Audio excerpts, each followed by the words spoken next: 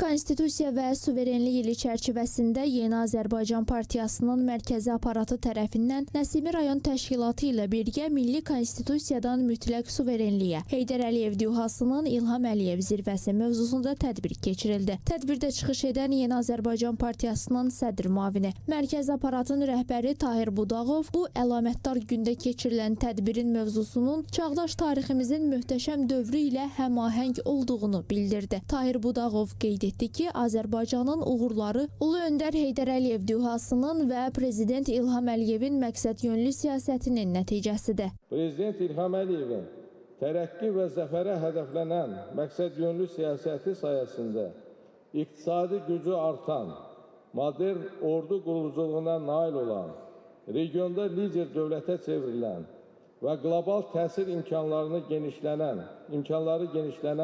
Azərbaycanın bütün cəbhələrdə, hərb meydanında, beynəlxalq informasiya platformasında və diplomatiya müstəvisində möhtəşəm qələbə qazanaraq tarixi ədalətin, ərazi bütövlüyü və mütləq suverenliyin bərpasına müvəffəq olması xalqımızın şərəfli dövlətçilik tarixinin ən parlaq səhifəsidir.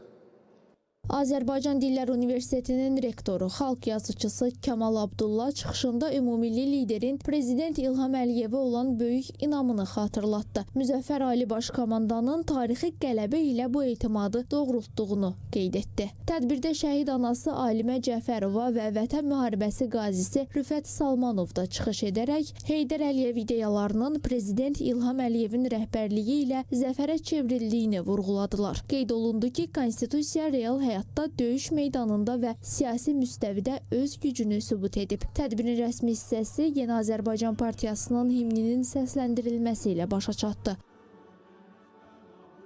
Daha sonra konsert proqramı təqdim olundu.